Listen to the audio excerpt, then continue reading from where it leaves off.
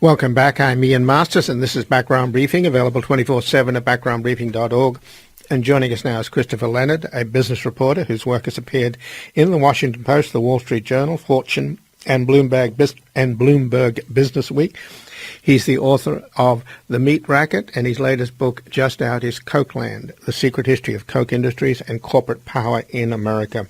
Welcome to Background Briefing, Christopher Leonard. Thank you so much for having me here. I appreciate it. Well, thank you, Christopher. And we were just speaking with the Guardian's reporter in Portland, Oregon.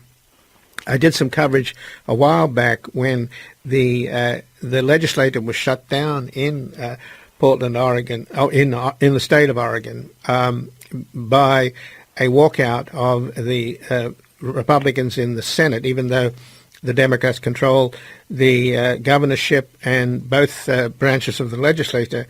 The Republican senators went AWOL into the neighboring state of Idaho, and they shut down an effort at passing a climate change bill, which is actually quite modest. But the long and the short of it is that most of these Republican senators, along with some Democrats, by the way, were essentially on the Koch brothers' payroll. And the Koch brothers are one of the biggest industries in the state of Oregon is Georgia Pacific, which the Koch brothers own. So there you have it. I mean, yeah. They were shutting down a very modest attempt at doing something about climate change in a very liberal state of Oregon. And obviously the political motive on the part of Charles Koch is that if you can stop any efforts at dealing with climate change in one of the most liberal states in America, then you are certainly sending a message to those that believe in the clear and present danger of climate change that you guys are losing. That's right. And there's so much to unpack in what you just said, and that is absolutely typical of what you see in Oregon, across the country, and in Washington, D.C. from Koch Industries. I mean, this is one of the most, Charles Koch, first of all, to back up for a second, the company itself, Koch Industries, is enormous and it's super profitable. This company's annual sales are bigger than that of Facebook, Goldman Sachs, and U.S. Steel combined. That's how large this company is. And Charles Koch controls it because it's privately held. And he also controls a political influence network that is unrivaled in corporate America today. And, you just described a symptom of what happens when that political influence machine is, I guess I would say, unleashed, or when it executes its plan in a state like Oregon. I've been working on this book for 7 years and interviewing people all the way from the top leadership circles of Koch Industries down to the bottom and whistleblowers in the middle. And I remember interviewing a former senior lobbyist at Koch Industries. And I asked him, what got you up in the morning? What was the front burner issue for you? And he had a one-word answer to me, and it was carbon. The issue of climate change and carbon emissions is central to Koch Industries' business because the company makes so much money off of processing fossil fuels. It owns massive oil refineries, pipeline networks, and it's not just the money it's making today, it's the future revenue. If you think of all that crude oil out there in the ground, if we start reducing demand for it by putting a price on carbon emissions, that could hurt Koch Industries' revenues measured in the trillions of dollars over decades. So I think Koch sees this as an existential fight to stamp down any effort to regulate greenhouse gas emissions anywhere in the country, from Oregon to Washington, D.C. Well, you've interviewed him, and he prides himself on being an engineer. Right. Engineers supposed to deal with logic. 99.99% of the scientific community say that global warming is real. How does he get around that reality, or does he simply not care? You would wonder, we're all concerned about what kind of world our children and grandchildren are going to be in less than 20 years at the rate we're going. And we may only have 10 years before we reach the point of no return. So there's no question that global warming is a clear and present danger. And is Charles's son, Chase Koch, is he the one that runs the fertilizer business? That's right. I interviewed Chase for the book as well. Chase is about 43 years old. He runs the fertilizer business, which, as you know, is a major greenhouse gas emitter business. And I think Chase will end up being CEO of the company one day.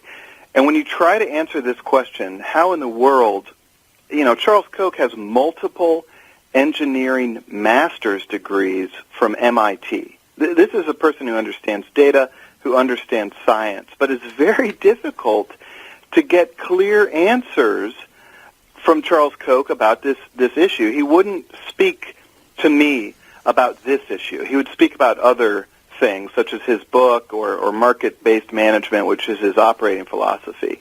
But to try to get down to this question of, we are clearly emitting gigatons of carbon into the atmosphere every year. It is clearly making the Earth warmer. How are we supposed to mitigate this problem?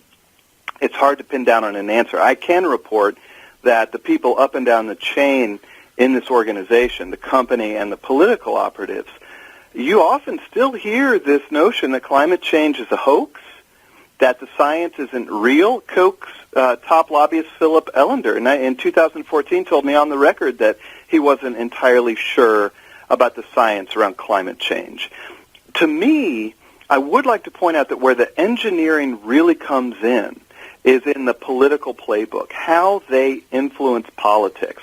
Remember, this is a corporation that operates highly complex facilities, pipeline networks, oil refineries, you name it. They approach politics the same way. They create a very detailed map of political power in the United States, from state legislatures to courts to regulatory agencies to the U.S. Congress, and they influence it at key points. That's why you're going to see them active even in Oregon, where it might seem like it might evade their notice. They're going to be playing on the state level and the federal level. And again, I'm speaking with Christopher Leonard, who's a business reporter whose work has appeared in the Washington Post, the Wall Street Journal, Fortune, and Bloomberg Businessweek. He is the author of The Meat Racket, and his latest book just out is Kochland, The Secret History of Koch Industries and Corporate Power in America. So to try and understand the politics of the brothers, do you have to go back to the father, Fred Koch? Because one of the things that I find most alarming about Fred Koch was that he built the refinery in Nazi Germany that refined aviation gasoline. And without this refinery, the Luftwaffe would never have gotten off the ground, and World War II may not have happened. So are they the sons are they aware of that kind of legacy, or was he just a businessman who was apolitical without realizing that the guys around him he was doing business with were running around goose-stepping and putting Jews in concentration camps? Many words could be used to describe Fred Koch, the patriarch who founded this company, but you could not call him apolitical. That word does not apply. Fred Koch was a deeply political person. He had 4 sons, and Charles Koch, who runs the company now, is the second oldest son. This family lived in Wichita, Kansas.